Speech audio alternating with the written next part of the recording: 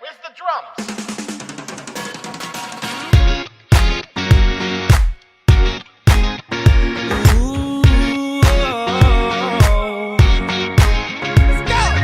Það standi við miklar breytingar í veitingamálunum í flugstöð Leifs Eiríkssonar. Það munu flugfarþegar verða varið við á næstunni. Joe and the Juice opnaði í innritunarsal stöðvarinnar nýlega og við kíktum þangað. Já, Bjarni, Joe and the Juice staður komin hérna í flugstöð Leifs Eiríkssonar. Hvernig, þið eru bara rétt að byrja það ekki? Við erum bara rétt byrjaðir á þessu. Mjög spenntir að vera komnir hingað og búumst bara við frábærum viðtökum frá öllu fólkinu á Reykjanesbæ og undir víðar.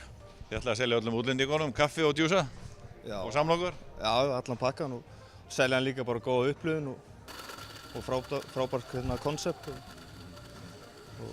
það séð bara mjög spenntur að koma hingað. Það hafa ekkert verið mjög miklar breytingar á undanförnum árum í þessum veitingageira í flugstöðinni, ekki mjög miklar. Þetta er sannarlega mikil breyting hérna núna að þið eru að koma hérna inn. Hvernig lítið á þessa áskorun? Áskorun, bara lítum á þetta sem frábært tækifæri að fá að koma inn á flugstöðin og veita þjónustu til svo margra. Hvað er sérstæða staðarins? Það er gleði og hérna bara frábær vara, hrein vara og hreinlæti. Það skiptir okkur rosalega miklu máli.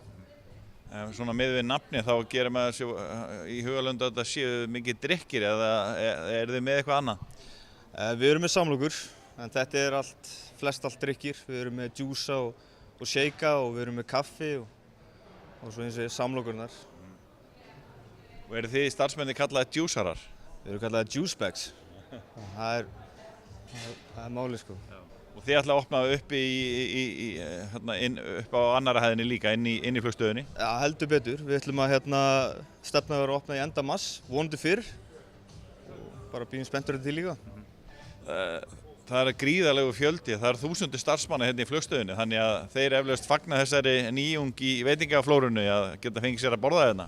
Já, það er búið að vanta smá svona heilsubita hérna í Reykjanesbæ og þetta er heldur betur komið þörf á þetta.